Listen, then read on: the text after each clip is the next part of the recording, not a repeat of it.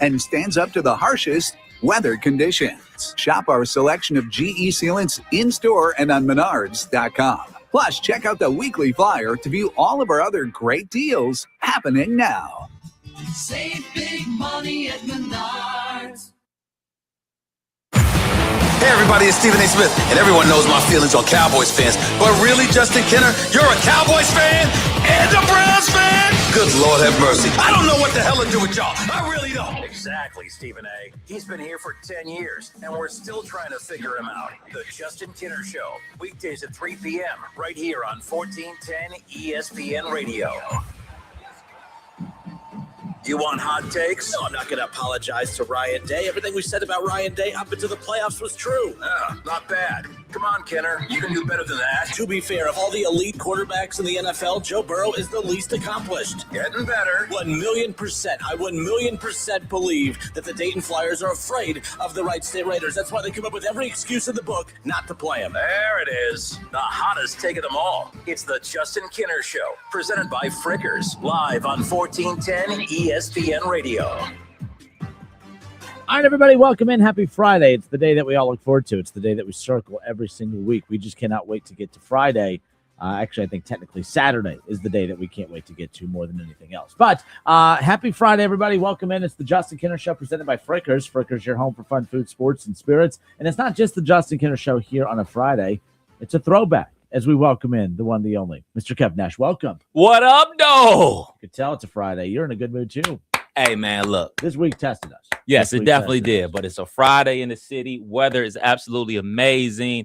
I got a lot of cool TV to watch this weekend. We got the season finale of Cape Fear. We got episode 9 of Raising Kanan. We got a brand new 50 Cent show. And most importantly, my favorite comic book character has a brand new movie. People on the stream, you see it. Spider-Man, brand new day. It's officially out today. Got tickets already. Going tonight at 6 o'clock at the Greene. Can't wait. No, I don't do 3D. Those glasses do something weird to my eyes. So not going to see it in 3D. But I am pumped for my movies. I'm pumped for my shows.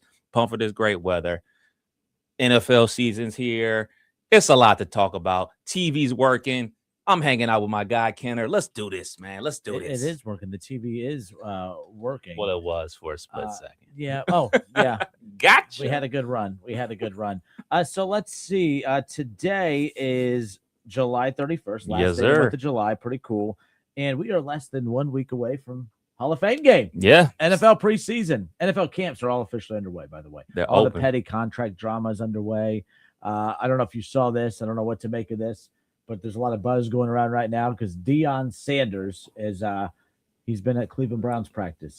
He's been at Browns camp or whatever. And, the cornerback helping with the quarterback, his son, Shedeur Sanders. The reason why it should be big news is because he's got a job. That's where I was going. So I'm going to let you go there. Yeah, he has a job. Could you imagine, I don't know, 4 or 5 years from now, RJ Day, his Ryan Day's son, who's going to Northwestern. Imagine he becomes, a good quarterback in college and is eventually drafted into the NFL. And Ryan Day pulls up to, I don't know, Tampa Bay Buccaneers training camp. Buckeye fans would lose their marbles. Like, what are you doing? Yep. Didn't you see him enough as a kid? He's grown now. He's in the NFL. Let him be in the NFL.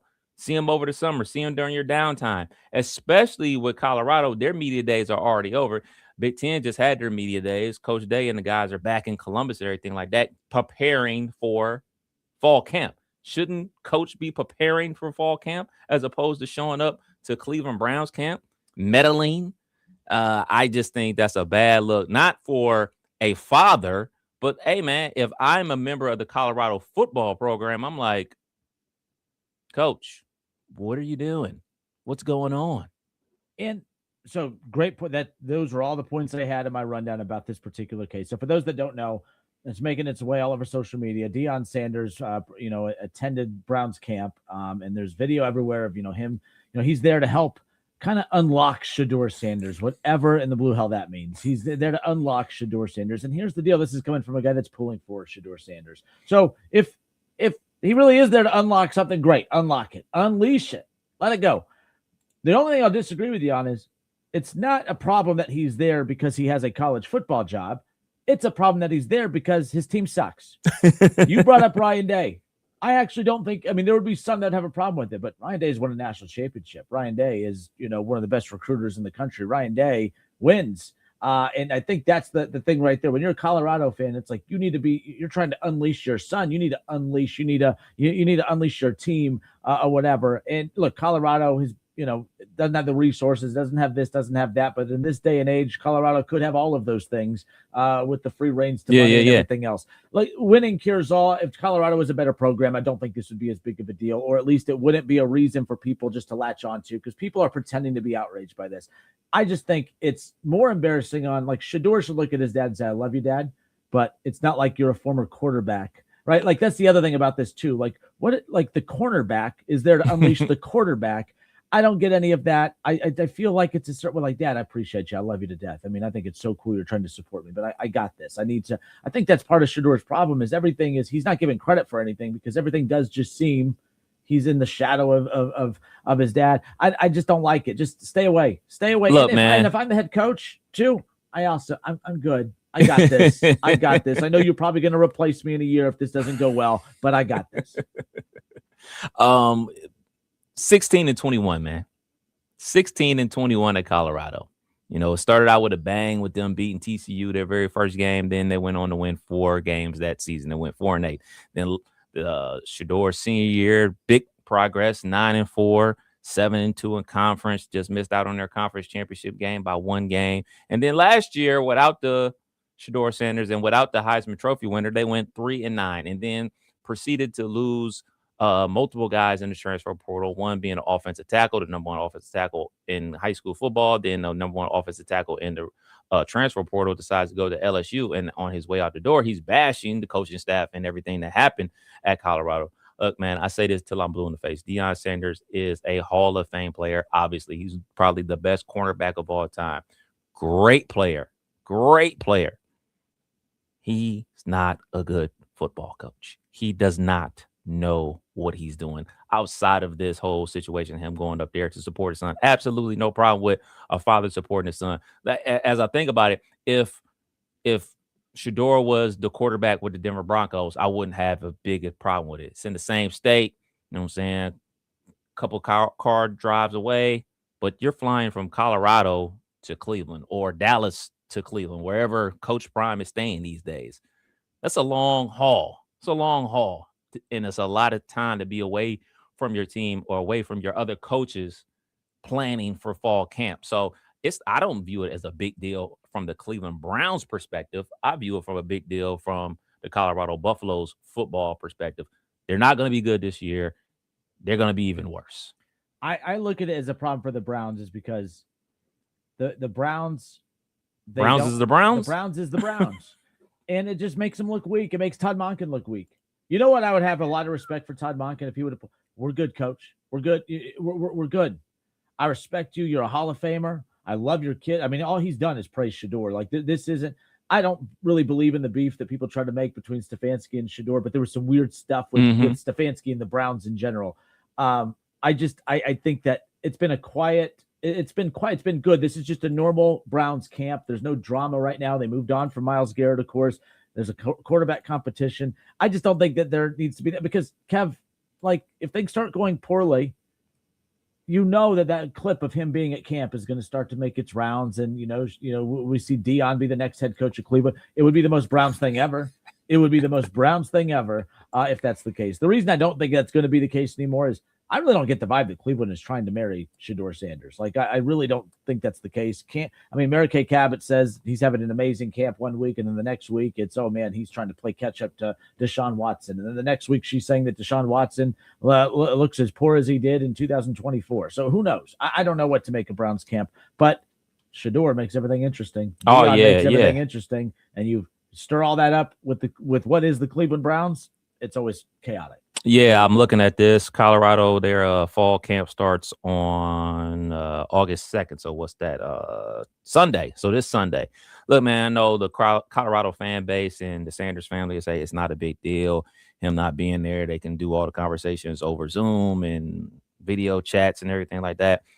you and I both know from working in this business and working in this building, since everybody's been mandated to come back to the building full time, the communication has been a lot better because you're actually seeing somebody face to face. You're actually talking to someone face to face, as opposed to, oh man, something just came down. Let me shoot them an email and sit here and wait for them to check their email, then wait for them to respond, and then wait for us to go back and forth. Communication, things can get lost in translation on email.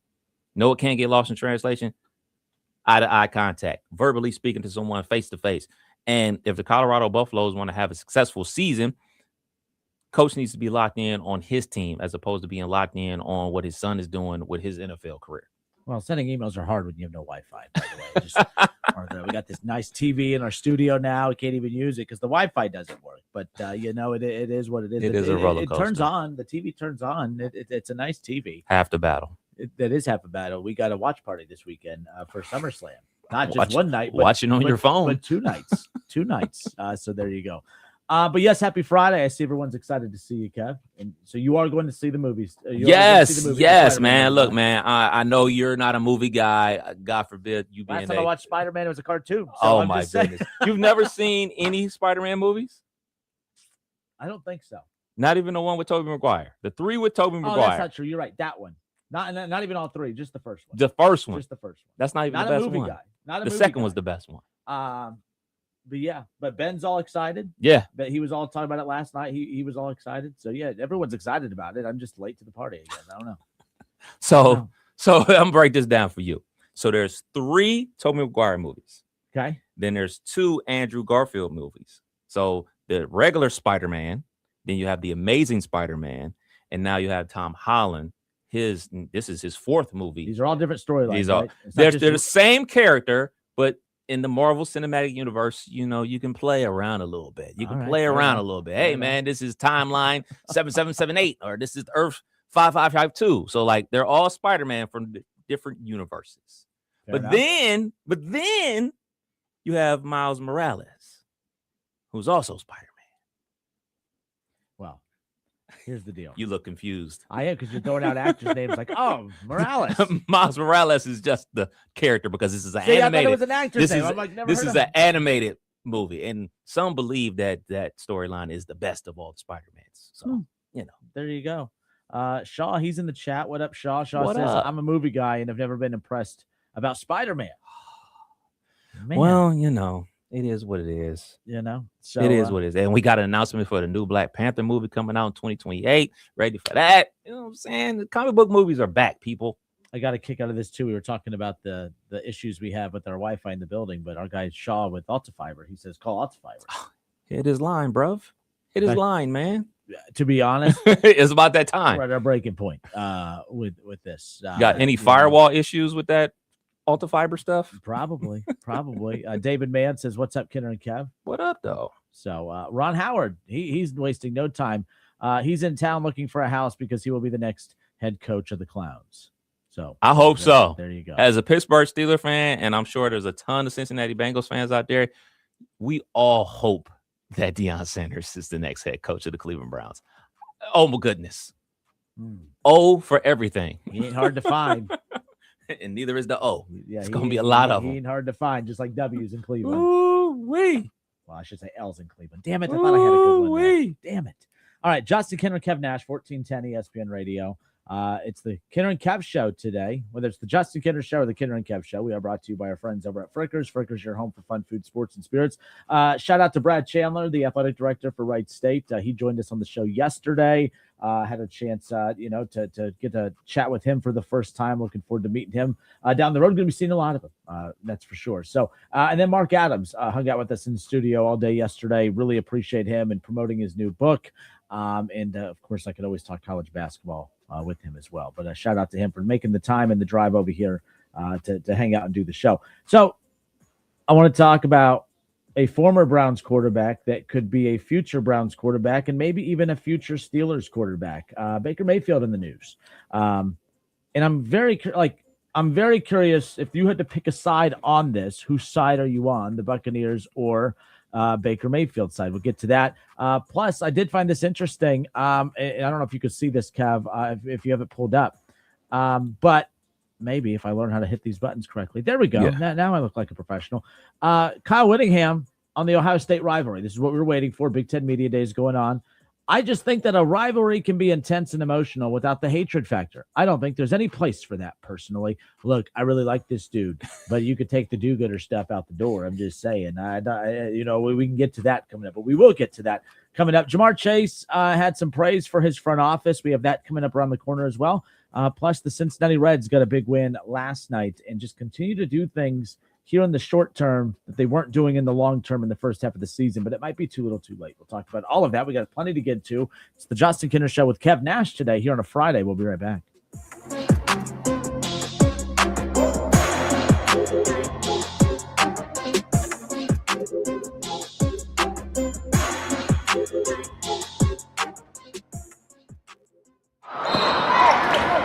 Have you noticed bad behavior has become normalized at interscholastic athletic events? Some fans seem angry. They lack civility toward one another. Some even get aggressive and unruly. Time out! What is going on? This has to stop. Let's not forget, school sports aren't just about winning. And they're definitely not an excuse to take your frustrations out on the official or the opponent. They're about teaching lessons like perseverance, respect, and empathy, so students can learn and grow as people, not just as players. We all have a role to play in setting a good example for our students and teaching them these important values. So fans, it's time to step up your game and behave positively at interscholastic athletic events in Ohio. This message presented by the OHSAA and the Ohio Interscholastic Athletic Administrators Association. KTH Parts Industries in St. Paris is now hiring facilities industrial electricians. Do you have this specialized skill? This person must have a 2-year electrical degree or journeyman electrician card, knowledge in industrial electrical equipment, great communication skills, willing to work overtime, weekends, and shutdowns as needed. HVAC or plumbing experience is a plus. KTH offers excellent benefits, including medical, dental, and 401k. Apply today and be valued by a company that sincerely cares about you. Apply online at KTH.net, an equal opportunity employer. At the Montgomery County Veterans Service Commission, we help veterans and their dependents navigate the process of applying for benefits administered by the VA. We can assist with VA claims, pensions, and a variety of benefits, including emergency financial assistance, transportation, and legal services. If you are a veteran or a spouse of a veteran, a wide range of services may be available to you, always at no cost to the veteran. We are honored and proud to serve all Miami Valley veterans. Contact us today at 937-225-4801. Upgrade to a new quality bath remodel in less time with minimal inconvenience and for less money with Bath Creations in as little as 2 days. We do it right. There are a lot of others boasting about bath remodels these days. Well, Bath Creations' expert craftsmanship and customer service speaks for itself. Plus, all first responders, veterans, and active military will save an additional $500 off your purchase. Visit our beautiful showroom at 8741 North Kimmel Road in Clayton or at mybathcreations.com and upgrade your new bath today. In school sports, it's easy to see the wins, the moments that make headlines. But there's so much work that goes unseen for any of it to happen. My name is Phil Risen, and I'm the Executive Director of the National Interscholastic Athletic Administrators Association. Throughout the country, athletic administrators dedicate countless hours to making life-changing opportunities possible for student athletes through sports. Their sacrifice is fueled by the belief that every student can grow and deserves their time to shine. On behalf of the NIAAA, we want to thank every athletic administrator for your tireless dedication to providing 7.8 million students across the country a path to a better future. This message presented by the NIAAA, the National Interscholastic Athletic Administrators Association. We got a sauce snob to review Lee's new Famous and Fiesta wraps. He was pretty skeptical, saying things like, "Gee, more chicken wraps? Lucky me." Then he tasted the Fiesta wrap and started talking about how it was a suddenly spicy journey filled with chicken, chipotle ranch, Texas Pete dust, and more, whose destination is pure culinary elation. Shame he was too embarrassed to tell you about it himself. The new Fiesta wrap and Famous wrap, Only at Lee's. Famous for a reason.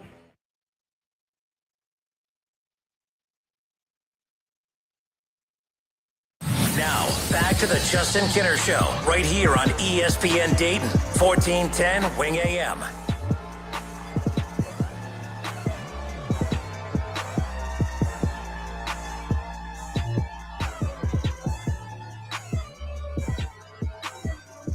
All right, everybody, we welcome you back. Justin Kinner, Kev Nash with you here live on a Friday. I hope everyone's had a great week and has some fun plans lined up for the weekend.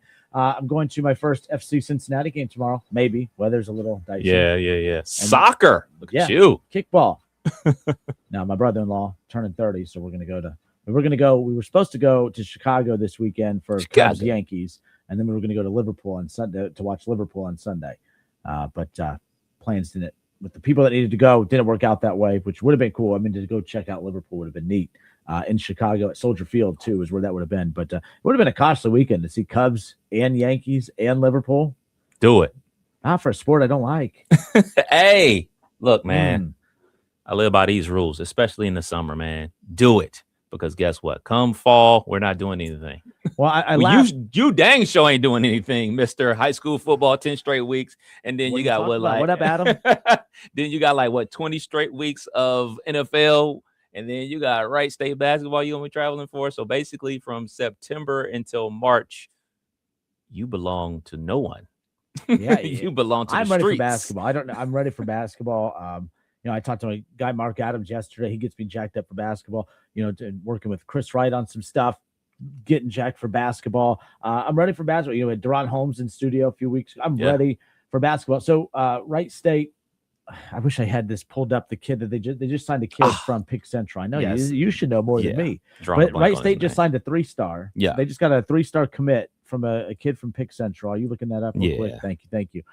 So I'm laughing because the Toledo right now, Toledo men's basketball. They have the number 5 recruiting class in the country for 2027. And I'm laughing at that. And then I go and I start scrolling. And I'm like, wait, there's Wright State. Wright State has the 24th ranked recruiting class for the class of 2027. So it's, I'll take it. You got it. Landon Evans, okay, is a 3-star kid. He's had offers from bigger schools and opportunities from bigger schools. Miami of Ohio, the Red Hawks, and Travis Steele offered him, but he committed to Wright State. Just announced that earlier in the week. That's huge. He is the highest ranked commit in the history of that program.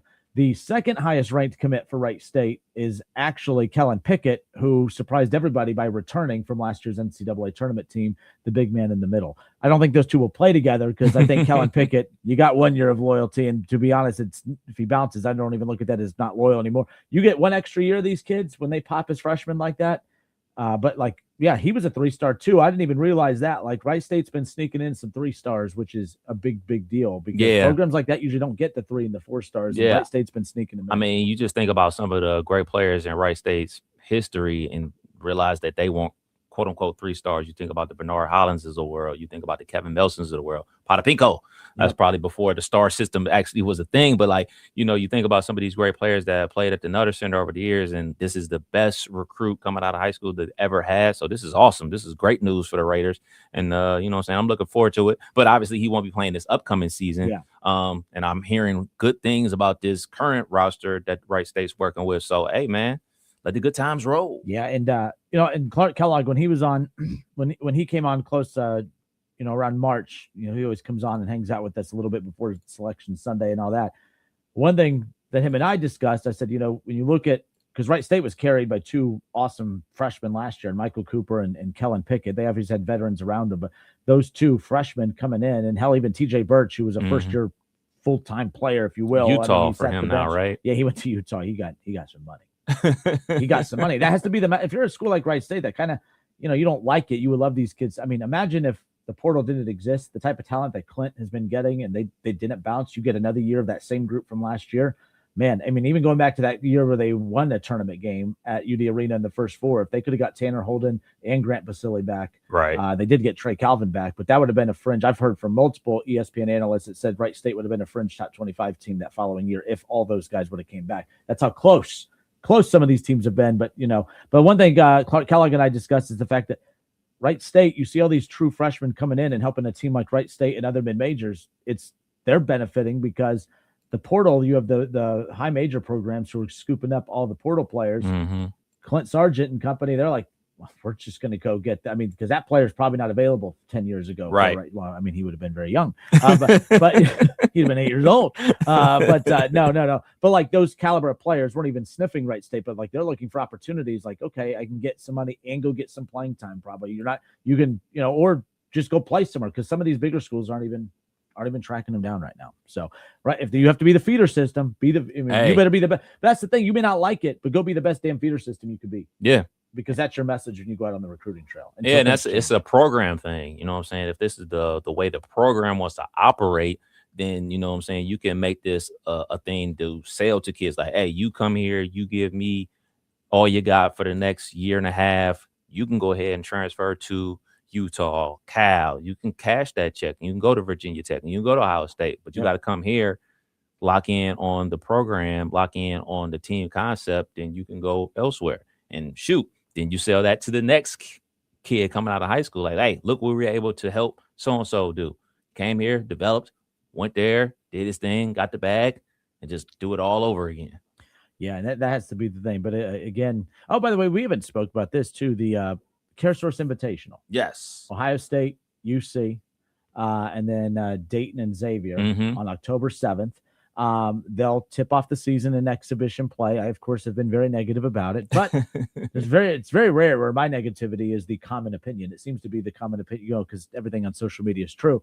I love this concept. If they announced the CareSource doubleheader invitational that's going to be played at the tennis court over in Mason, an outdoor venue. It's a tennis venue, of course, but an outdoor venue. It's a doubleheader. It's an exhibition thing. And let's say it was the Red Hawks, Notre Dame, and let's just say Bowling Green and UD.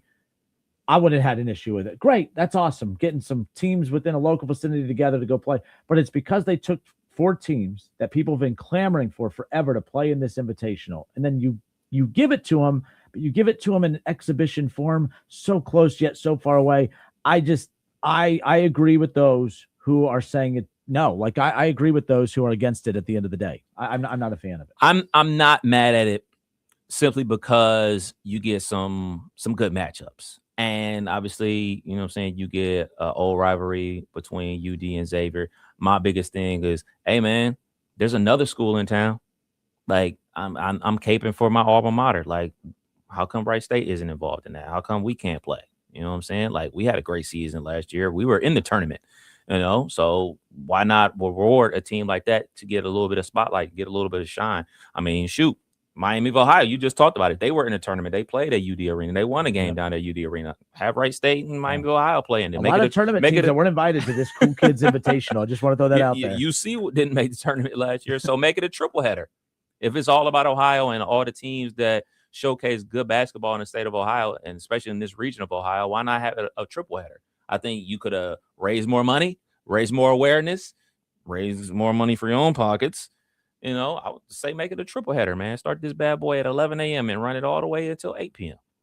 And one thing that was announced yesterday too, Paul Frischner, tip-off times are set for the CareSource Invitational on Wednesday, October 7th. UC and Ohio State will tip off at 3 p.m. Xavier and Dayton will tip off at 5:30. Now, the afternoon tip times have been scheduled to avoid moisture and rising dew points later in the night. As far as that goes, see, I'm not a fan of the outside thing. Speaking as it's gonna look cool. Speaking as a person that's played more outside basketball than inside basketball, if you didn't know, I got cut from a high school basketball team, not once but twice. So I played outside basketball basically my entire life. I love playing outside. It's just the way I grew up. But let's put this in an arena. Let's put this inside. That's where these guys will be playing their basketball games come the wintertime. Put it indoors. I know it'll want to look cool and everything like that. I just remember they used to play those games on the battleships and stuff like that. Oh, like the flight carrier. Ohio State and Michigan State, or no, it was North Carolina, I think. They tried to play and they got canceled. Yeah, got canceled. Yeah, I remember Syracuse played in one and dudes were slipping all over the place because you're on a battleship. Yep. And you're on the ocean. Yeah, it's moist, slippery. Don't do that. Just go inside. Go inside. And those controlled do know, environment. If something does happen as well, weather-wise or whatever, UD Arena is already the backup plan to move that invitational towards. So there you go. If you got a backup plan, just make it the main plan. Yeah. Yep. But nonetheless, all right. I do want to talk Baker Mayfield. I want to talk NFL. We'll touch on the Reds here to close it out as well. And at least want to talk Tony Romo? He's on leave. Did you see that? They put him on leave. I think they were just looking for an excuse to finally, I don't know, Jim. I don't know, Jim. Are you drunk, Tony? Jim, I don't know. I might have had one too many, Jim. Where's that Patrick Mahomes? All right, we'll be right back. It's the Justin Kinder Show with Kevin Nash today here on a Friday.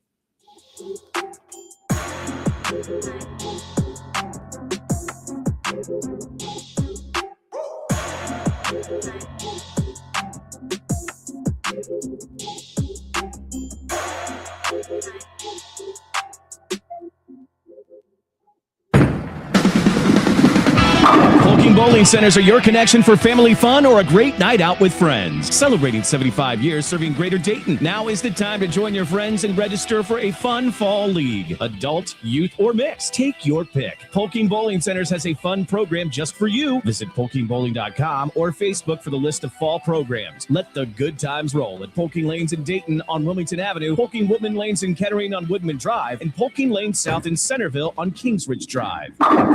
What defines Ohio? A place that dares to go first and never looks back. There's no slowing us down. In Ohio, we're powering America, discovering breakthroughs, driving the future, propelling tomorrow. At Jobs Ohio, our mission is clear. Strengthen job opportunities and empower Ohio's workforce. Ohio, our time is now. See Ohio's momentum at jobsohio.com/Ohio's time. High school sports don't just happen. There's a ton of work that goes into every single athletic event. And we have our school's athletic director to thank for a lot of it. Thank you. For scheduling officials, so I can always play the game I love. For ordering quality athletic equipment, so I can stay safe on the field. For mentoring my coaches, so they can be the best role models for me. For coordinating transportation, so I can get focused for the big game. For helping us develop character and learn lessons that will benefit us for the rest of our lives. Thank you to our AD for always creating a positive experience for us. We'll never forget it. From all of us at the NIAAA, thank you to every athletic administrator in Ohio for all you do to enrich the lives of your students. It does not go unnoticed. This message presented by the NIAAA, the National Interscholastic Athletic Administrators Association. Hi, this is Michael, your service manager at Dave Arbogast Buick GMC in Troy, Ohio. I am inviting you to give us an opportunity to earn your business. We have expanded our hours to better meet your needs. We are now open until 6 p.m. during the week and 8 a.m. until 2 p.m. on Saturdays. We service all makes and models. We offer convenient shuttle service as well as pickup and delivery. Please visit us on the web at arbogastbuickgmc.com or in person. Exit 69 on I-75. Look for the giant American flag. I hope to see you soon. Mad River Mulch and Topsoil knows it's landscaping and gardening season. They're here to help as the region's leading provider of dry processed topsoil, mulch, rock, sand, and compost. Everything for your home's curb appeal and garden growth. They specialize in garden mix soil and offer Zoo Brew, a soil enrichment used by garden experts. Plus, they have specialized playground mulch to keep your kids safe this summer. If it's landscaping, your first stop is Mad River Mulch and Topsoil. Just off I-70 and Route 4 in Springfield. Order online at madrivermulch.com. Now, back to the Justin Kinner Show, right here on ESPN Dayton, 1410 Wing AM.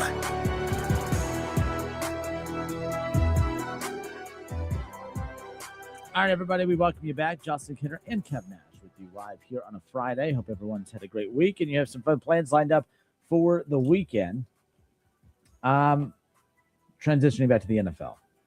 Get back to the NFL. I thought this was interesting. Baker Mayfield's a polarizing character in the National Football League, no doubt about it.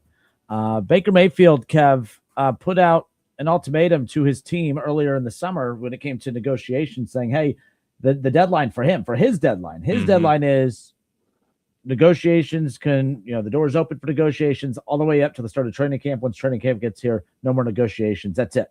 That's his negotiation. Now, players do this all the time to just try to gain some leverage, and then all of a sudden, it's time to blank or get off the pot. Baker Mayfield, he wasn't joking. He said, that's it. No more. He's playing one more year in Tampa, and then he's going to go into free agency, kind of forgetting the fact that, they could franchise tag him not once, but twice. I mean, he could still be in Tampa for another 3 years. But he said he felt disrespected and undervalued by the contract offers that he did receive. So it's not as if Tampa wasn't efforting to try to retain him. It was more of, and it wasn't even a dollar amount either. It was more so of the longevity of the contract. I mean, on the Pat McAfee show earlier today, Adam Schefter said that the Buccaneers were offering Baker Mayfield over $50 million per year, which is an insane number.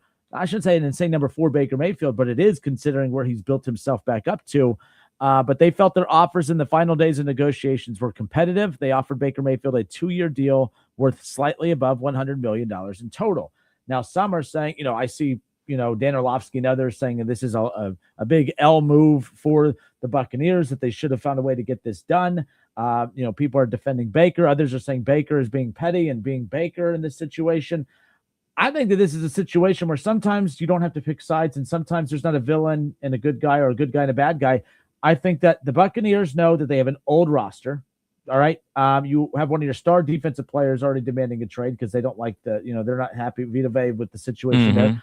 But their O-line's older. They're an older roster. You already lost one of your top wide receivers. It's one of those where this team's closer to a rebuild than they are to a contender, in my opinion. I think Tampa's looking at that saying, why are we going to invest $50 million into a quarterback over the next 4 or 5 years when that's going to be around the time we're rebuilding? It doesn't make any sense. And Baker, I understand his because, hey, I appreciate the dollar amount, but I want to be married long-term. I'm tired of these short little contracts. He's had an interesting career, a good career, but an interesting one. I'm not picking a side here. I understand Tampa's side. They're about to hit the reset button, in my opinion. That's what I kind of think is going on right now. And Baker wants a long-term. This just means two sides have two different, visions of where they want to be. And I don't think they're meshing well. I don't think this always has to be drama. I don't think this needs to be drama. I think Baker wants a long-term thing. Tampa's not in that. Why would you pay $50 million to a quarterback if you're about to rebuild? It doesn't make any sense. I'm not picking a side. I think both sides are right for how they feel, and I think both sides are right for their stance. Baker's going to dig his heels in.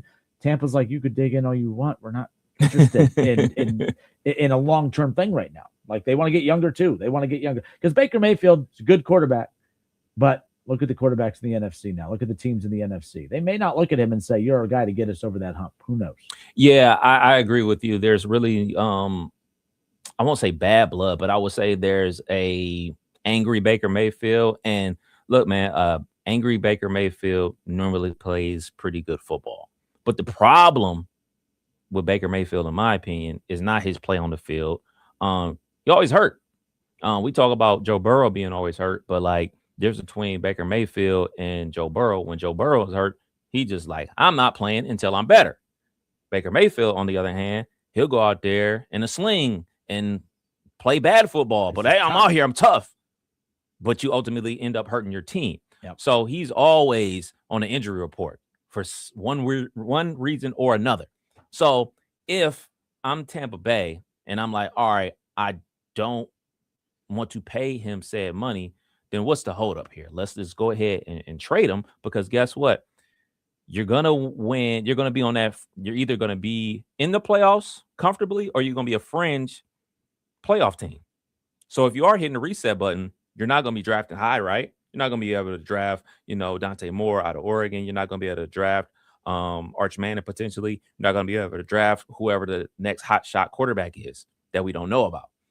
You're not going to be in that realm. So he's going to help you get to, 9, 10, 11 wins, and then you're not going to re-sign them, and then you're going to have Kenner and Kev competing for quarterback.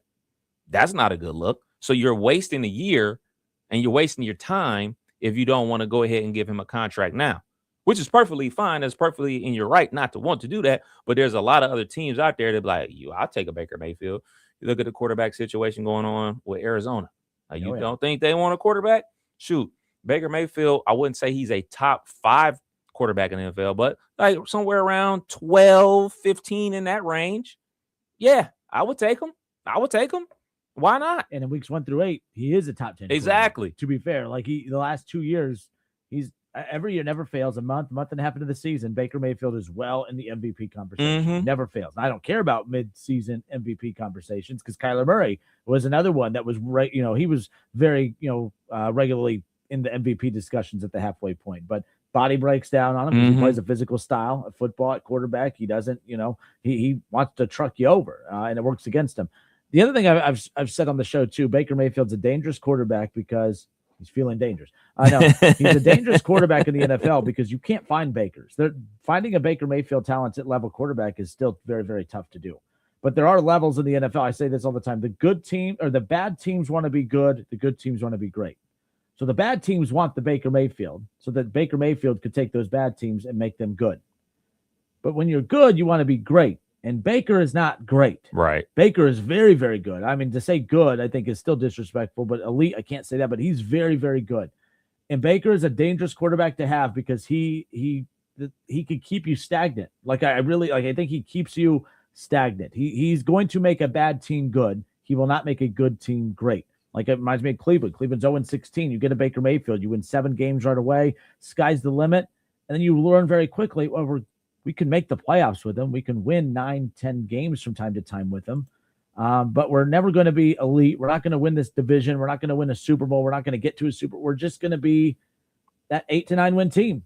And that's what but when you're 0-16, you dream of days like that. You dream of the 8 and 9 win seasons. But then that's why when Cleveland got to that 8-9 win total range, it was like, well, damn, I don't know. They got Joe Burrow twice a year in this division. We got Lamar Jackson. You look at Patrick Mahomes. You look at Josh Allen. It's like we need someone to go compete with those guys. They didn't believe it could be Baker. That's why they sold their future and their souls to go get Deshaun Watson, right? Like I still defend that move to this day. It didn't work out, but at the time it made sense why they wanted to do it because the talent pool in the AFC alone, especially in their division, was taken off. That's where Baker's at with Tampa. Tampa never was bad. Right. You lose Tom Brady, but Baker made him good. But now they want to be great, and I don't think they think Baker can make him great. And I think that's kind of the spot that they're in right now. Plus, the roster's older, broken down, and you're right. It's kind of like the Steelers. We talk about that from time to time. You got to win with the purpose, and I don't know what purpose winning with Baker Mayfield does at this point. And maybe it's not all on Baker. It's a broken down roster, but still, I find that situation to be very fascinating. Not because of how Tampa handles it, but because of what could potentially be next for Baker. A reunion in Cleveland, or if he's still salty about the way Cleveland pushed him out, and he loves that chip on his shoulder. Imagine getting to go up against Cleveland twice. And imagine being able to go to Pittsburgh and play for Mike McCarthy and play for a team that never is trying to tank or never trying to lose. Yeah. They're always trying to compete. I think that West Coast passing attack that he shines in. Yeah, I think the AFC North, I think a reunion in the AFC North is very likable. And it maybe not be in Cleveland. I think it could be with your Pittsburgh Steelers. I think those two teams make the most sense. I'll take them. I mean, look, man, I'm a Will Howard guy through and through, but like the reality situation is Will Howard has not played a game of football since Ohio State won the national championship 2 years ago. I was not a fan of the Pittsburgh Steelers drafting young boy from Drew Aller from Penn State. Obviously, Aaron Rodgers has announced this is his last season, so I wouldn't be mad at that. My question for you is, I'm looking at the score.com. They have Baker as the 19th best quarterback in the NFL. So Baker or Kyler Murray? Are we doing this game? Yeah, let's go before my computer dies. Yeah, how convenient. It's almost 4:00 and you're all right. Now what? Baker or Kyler? I know that sounds. I'm going with Baker. Me too. Baker or CJ Stroud? Damn, that's tough. I'm going to go with Baker. I will go with Baker too. Baker or Brock Purdy? Baker. I also would go Baker. Baker or Jalen Hurts? Baker. I would also go Baker. Baker or Trevor Lawrence? That one's tough. That's tough. I'm gonna say Trevor Lawrence. I'm gonna say Baker. I'm gonna say Baker as well. I switched. Yep. Jared Goff or Baker? Jared Goff. Me too. They're similar, but I think Jared Goff is more consistent. So I'll go with Jared Goff. Yeah. Sam Darnold, Super Bowl winning Sam Darnold, former teammate of Baker Mayfield. A year ago, I'd have said Baker, but I'm gonna say Sam. I'm gonna go with Sam Darnold. I would go with Baker. A weird twist, but I would go with Baker. Gonna go with Baker. It's a coin flip there for me, but I said Sam. I'm gonna go. Look, you just won a Super Bowl, and I think I saw that no quarterback has won more games than Sam Darnold over the last 3 years. Oh, that's right. He did have that run with the Vikings, didn't he? So it's not just he won a Super Bowl, but he also was pretty damn good in Minnesota as well. But yeah, it's close. I'm going to go with Sam Darnold for me. I will go with Baker. Okay. Jaden Daniels.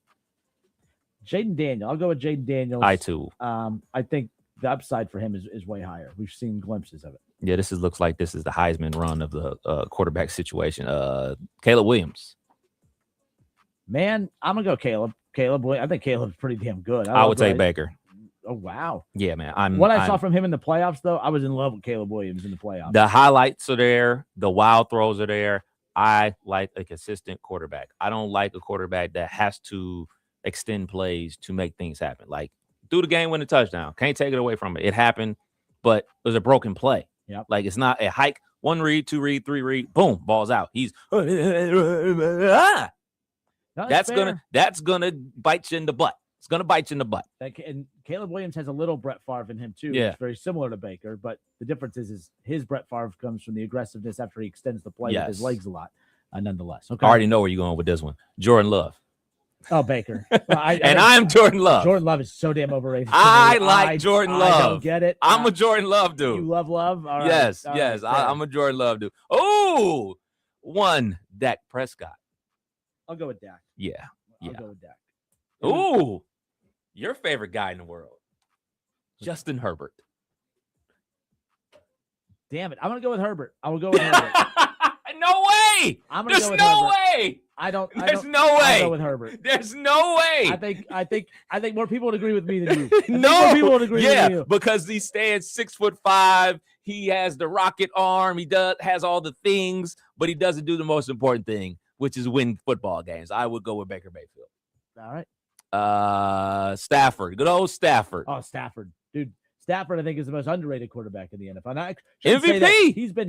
He got the MVP, and he's listed as number 2 or number 3 in all these QB rankings. Oh, yeah. Right here is 6. He's 6 on the score. I shouldn't say he's underrated anymore. I think he's properly rated. But I've been a big Matthew Stafford fan for a while. So yeah, I'll say Matthew Stafford. Yeah, me too. Drake May.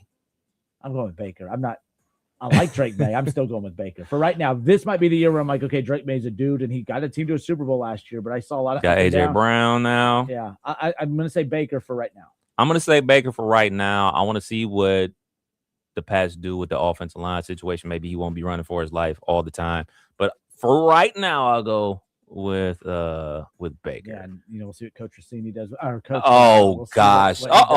Your other guy. Yeah. Your other guy from down there in Cincinnati.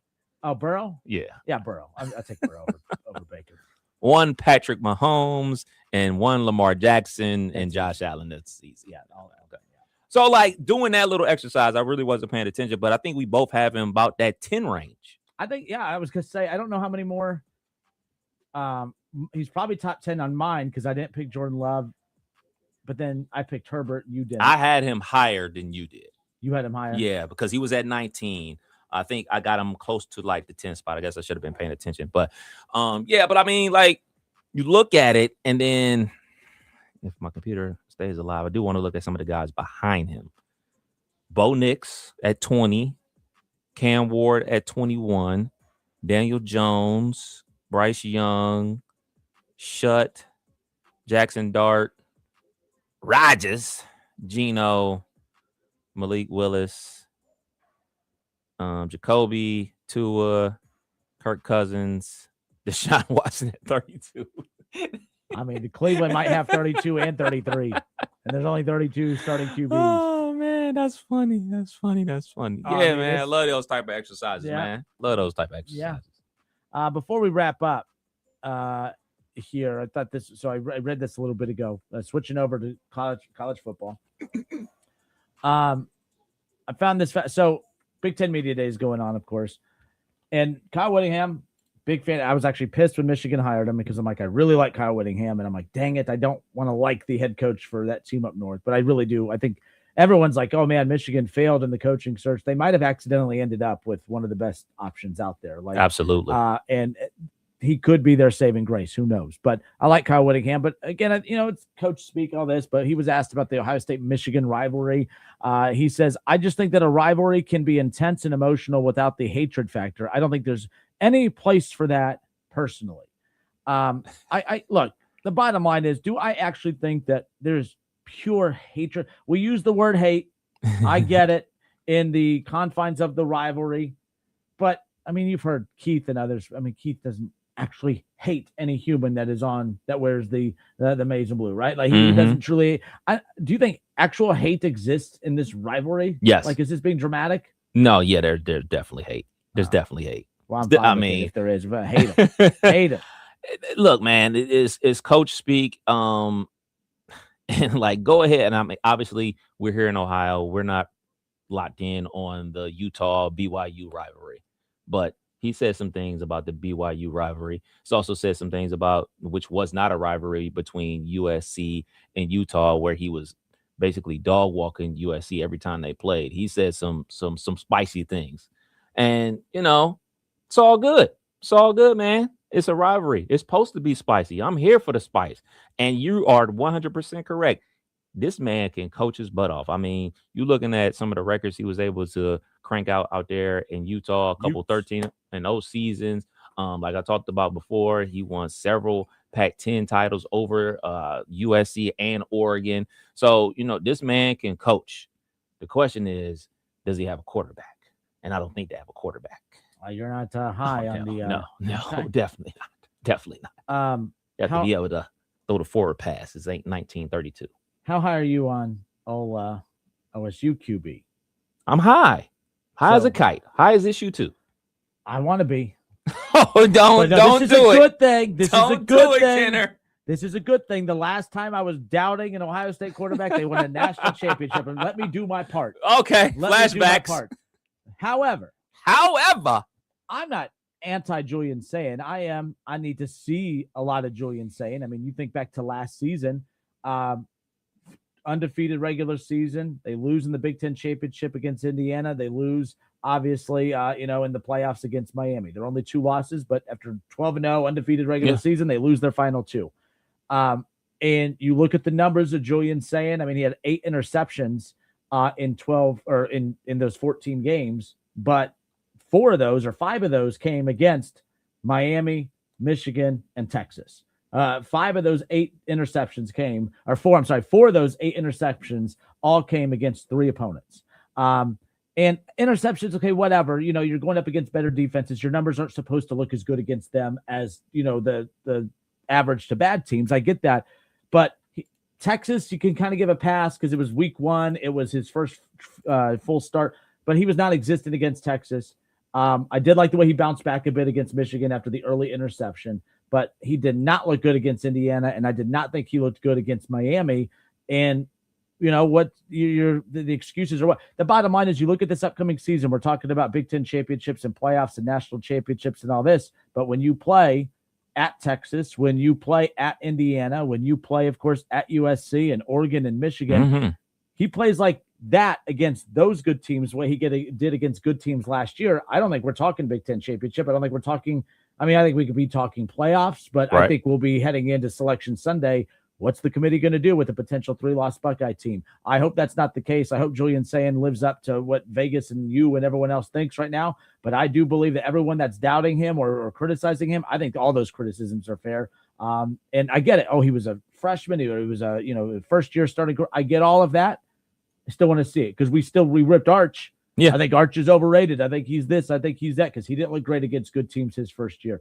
If we could do that to Arch, I think we could do that to Julian Sayin. Until they went up against Texas A&M. He balled out against Texas A&M. Look, for me, with him, is he played okay. He played fine versus Texas. First start, did what he had to do, 13-20, threw a touchdown.